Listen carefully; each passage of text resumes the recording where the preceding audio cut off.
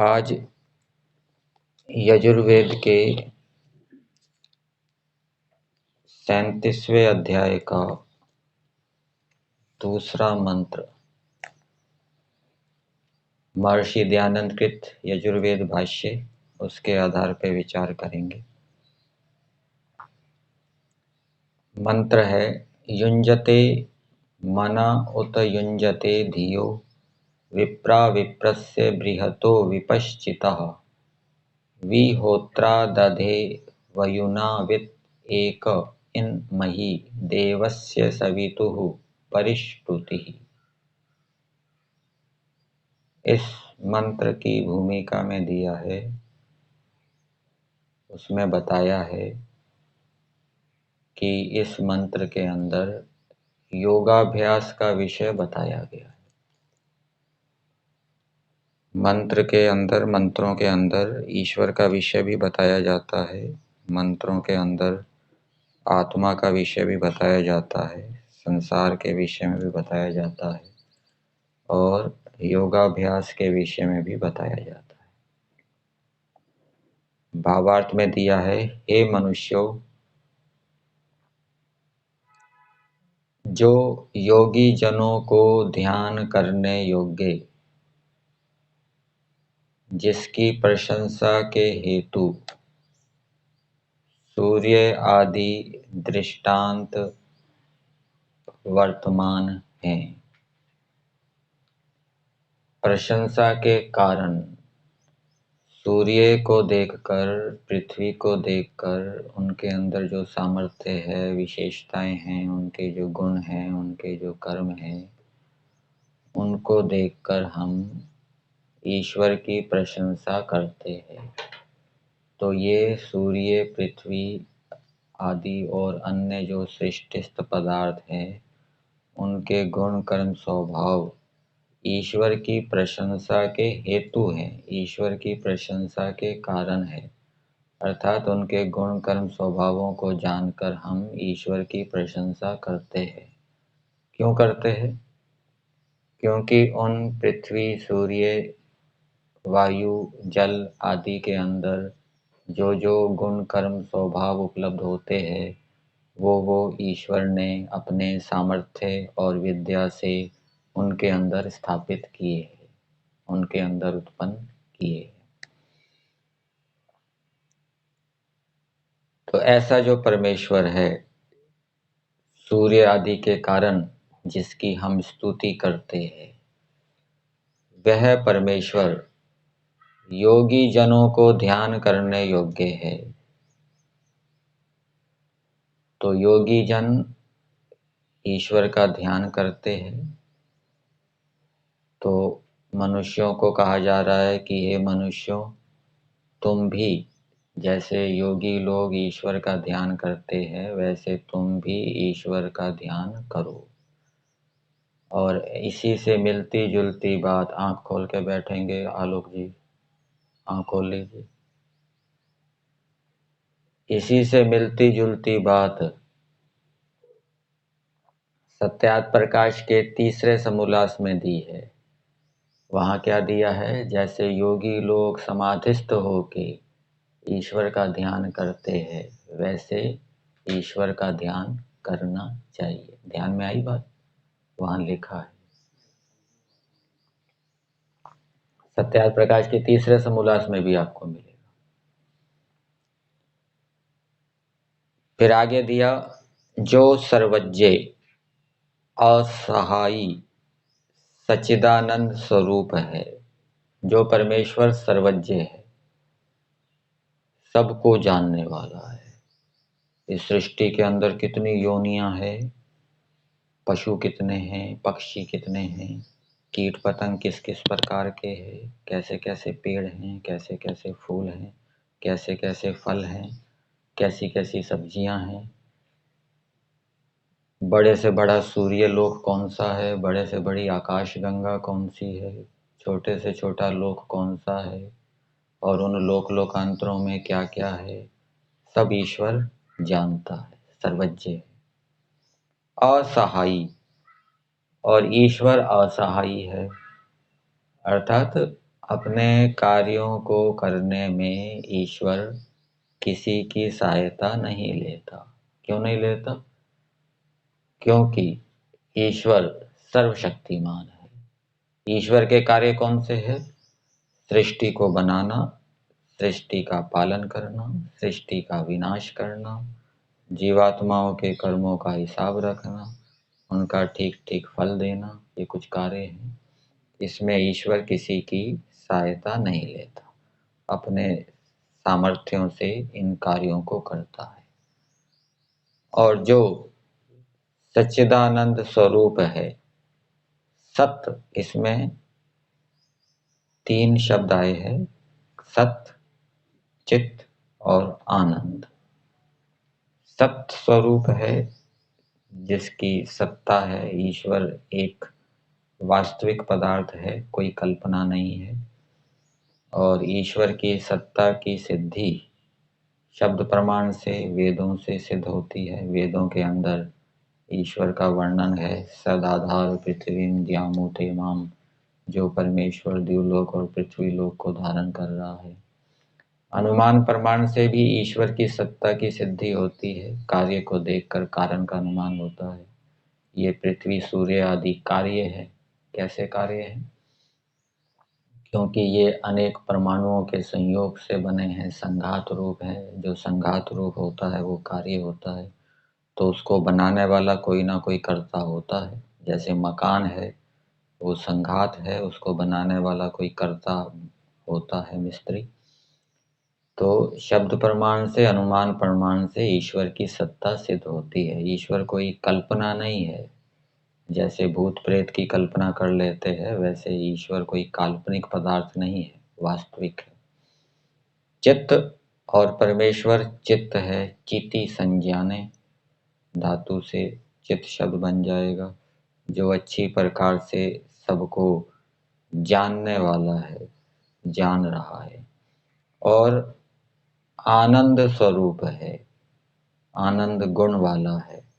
जिस परमेश्वर के पास आनंद है। और पीछे भी अथर्ववेद में मंत्र आया था, ऋग्वेद आदि भाष्य भूमिका में, स्वर यस्य च केवलम तस्मै ज्येष्ठाय ब्रह्मणे नमः। तो आनंद ही जिसका स्वरूप है, जिसमें दुख नहीं है, सुख ही सुख है। और वो आनंद बहुत ही ऊंचे स्तर का है।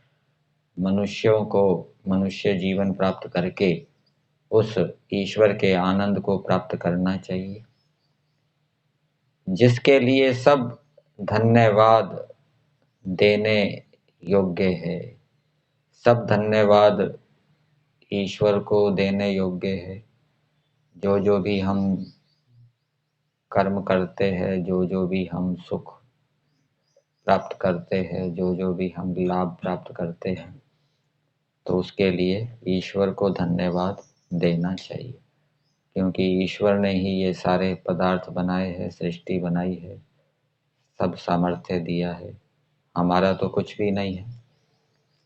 पूज्य स्वामी सत्यपति जी क्या बताते हैं कि यदि ईश्वर हमें स्थूल सूक्ष्म शरीर ना दे तो हम एक पलटी भी नहीं खा सकते। इतना हमारा सामर्थ्य है, कुछ जान भी नहीं सकते, बेहोशी जैसी स्थिति में हो। इसलिए हम संसार में आकर मनुष्य शरीर प्राप्त करके अनेक सुखों को भोग रहे हैं, अनेक कर्मों को कर रहे हैं। इसके लिए सब धन्यवाद ईश्वर को देना चाहिए। उसी को इष्ट देव तुम लोग जानो। तो मनुष्यों को संदेश दिया जा रहा है मंत्र के माध्यम से, परमेश्वर के द्वारा, कि हे मनुष्यों, परमेश्वर कह रहा है कि मेरा योगी लोग ध्यान करते हैं और सूर्य आदि को देखकर, उनके गुणों को देखकर आप मेरे महत्व को जानो, समझो, मेरे गुणों को जानो और उनको जानकर समझकर मुझे इष्ट देव मानो। ठीक है, अर्थात मुझे उपास्य मानो, मेरी ही उपासना करो, मुझ में ही सबसे अधिक प्रीति करो, किसी अन्य की प्रीति ना करो। अब मंत्र के पदों को पदार्थ के माध्यम से देखते हैं। मनुष्यों को कहा जा रहा है, हे मनुष्यों, जो वयुनावित, वयुन शब्द आया है और वयुन का अर्थ होता है प्रज्ञान, ज्ञान। तो वयुनावित, विद, ये विद ज्ञाने धातु से, जो उत्कृष्ट ज्ञानों में प्रवीण है। ये ईश्वर स्तुति प्रार्थना उपासना में जो मंत्र आता है अंतिम, वहां पर वयुन शब्द आया है कहीं?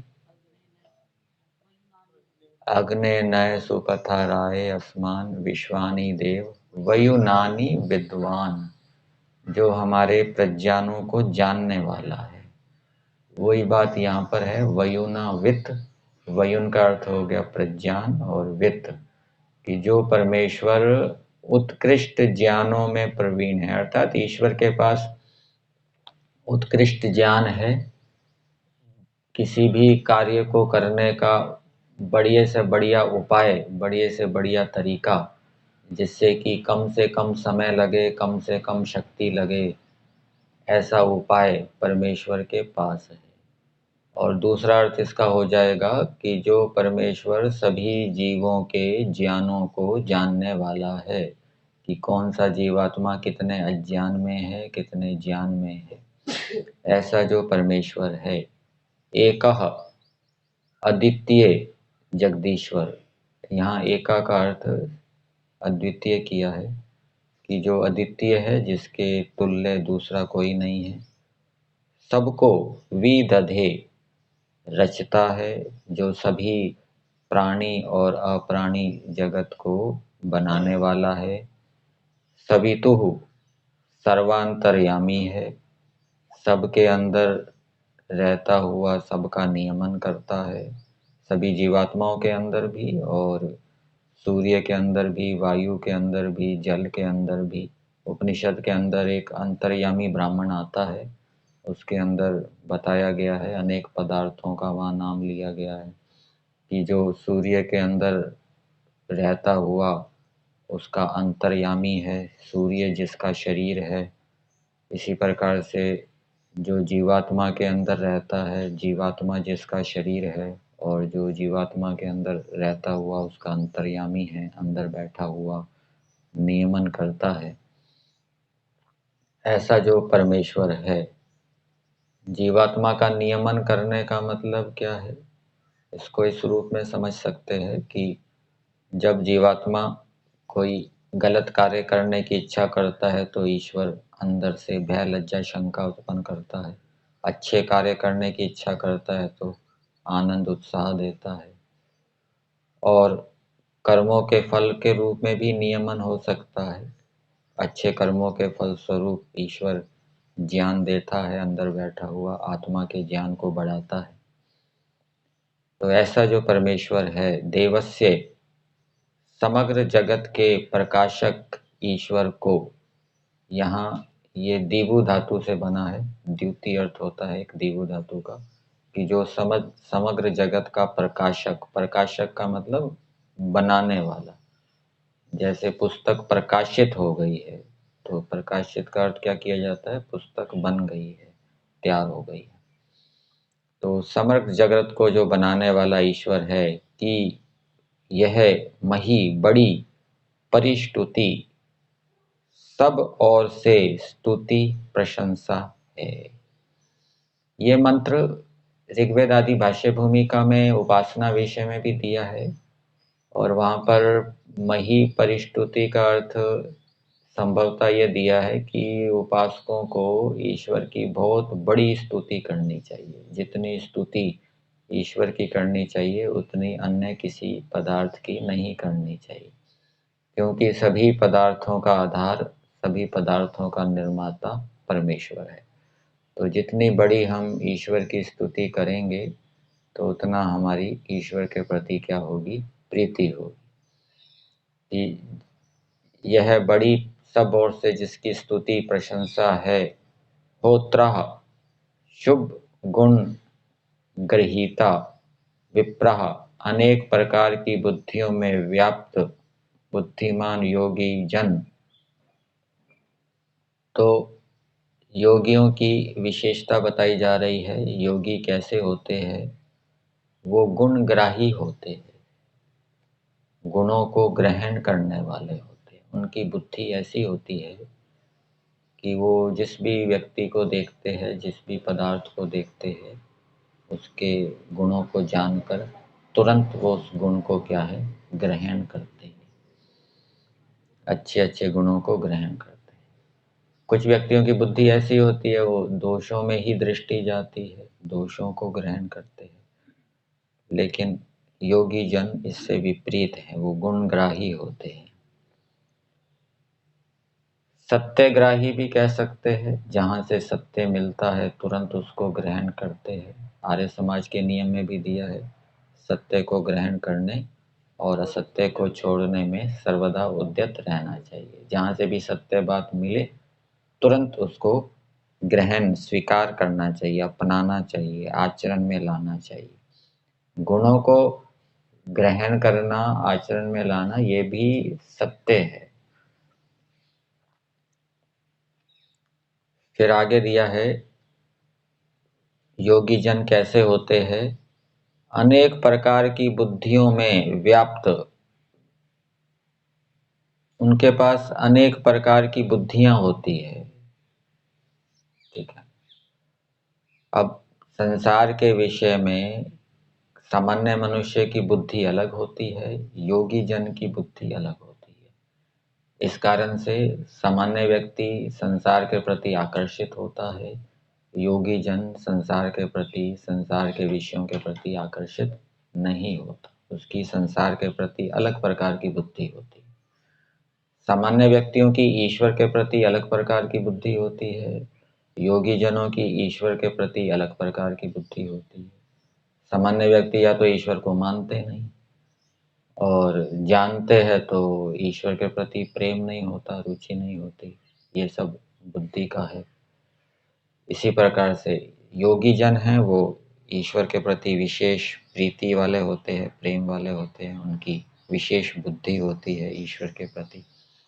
इसी प्रकार से और भी विद्याएं हैं, और भी पदार्थ हैं, उनके विषय में योगी जन क्या है, ठीक ठीक जानने वाले होते हैं। तो ऐसे जो योगी जन है, जिस बृहतः सबसे बड़े, विपश्चितः ये परमेश्वर का विशेषण है, जो परमेश्वर सबसे बड़ा है। सब कौन? जीवात्माओं से भी बड़ा है, संसार से भी बड़ा है, संसार के पदार्थों से भी बड़ा है, गुण कर्म स्वभावों की दृष्टि से बड़ा है। जितने गुण कर्म स्वभाव परमेश्वर में है, उतने प्रकृति में नहीं है, जीवात्मा में नहीं है। क्योंकि प्रकृति सीमित है, जीवात्मा सीमित है, ईश्वर अनंत है। इसलिए ईश्वर में अनंत गुण कर्म स्वभाव है, और एक एक गुण भी अनंत है, उसकी कोई सीमा नहीं है। इसलिए वो परमेश्वर सबसे बड़ा है। विपश्चितः अनंत विद्या वाला, और परमेश्वर में अनंत विद्या है, कोई अंत नहीं है उसका। कोई भी विद्या हो, खगोल, भूगोल, व्याकरण आदि, उनको वो अनंत रूप में जानता है। विप्रस्य विशेषकर सर्वत्र व्याप्त परमेश्वर के बीच मनः संकल्प विकल्प रूप मन को समाहित करते हैं। तो मनुष्यों को योगी जनों के दृष्टांत के माध्यम से समझाया जा रहा है कि जैसे योगी जन सबसे बड़े परमेश्वर के बीच में अपने मन को समाहित करते हैं, अर्थात मन के माध्यम से ईश्वर के गुण कर्म स्वभावों का चिंतन करते हुए मन को एकाग्र करते हैं। और धीयः, धीयः के दो अर्थ किए हैं, बुद्धि व कर्मों को युक्त करते हैं, और ईश्वर में ही कर्मों को युक्त करते हैं, बुद्धि को युक्त करते हैं। अर्थात ईश्वर ने जैसे कर्मों को करने का विधान किया है, वैसे कर्मों को करते हैं। जिन कर्मों का निषेध किया है, उन कर्मों को नहीं करते। उसी की तुम लोग उपासना किया करो। और यही बात, इससे मिलती जुलती बात गायत्री मंत्र में दी है। भर्गो देवस्य धीमहि। धीमहि के दो अर्थ किए हैं, एक तो धारण करें, दूसरा ध्यान करें। ईश्वर का ध्यान करें, चिंतन करें, गुण कर्म स्वभावों का चिंतन करें और ईश्वर को धारण करें। ईश्वर के गुण कर्म स्वभावों को हम अपनाएं, अपने आचरण के अंदर लाएं, आचरण में ईश्वर की आज्ञा का पालन करें और दूसरे भी गुण कर्म स्वभावों को धारण करें। योगी लोग भी ऐसा ही करते हैं और मनुष्यों को प्रेरणा दी गई है कि हे मनुष्यों, तुम भी ऐसा करो। तो ऐसा करेंगे तो क्या होगा? गायत्री मंत्र के अनुसार ईश्वर हमारी बुद्धियों को प्रेरित करेंगे, हमें ज्ञान विज्ञान देंगे। यहाँ पर इसका फल नहीं दिया, केवल इतना ही बात बताई है कि जैसे योगी जन अपनी बुद्धि और मन को ईश्वर में युक्त करते हैं, वैसे तुम भी करो। तो उसको करने से क्या होगा, वो बात गायत्री मंत्र के अंदर बताई है। तो ईश्वर हमारी बुद्धियों को फिर प्रेरित करेगा। पहले हमें बुद्धि लगानी पड़ेगी ईश्वर में, फिर ईश्वर हमारी बुद्धियों को प्रेरित करेगा, अर्थात विशेष ज्ञान से युक्त करेगा।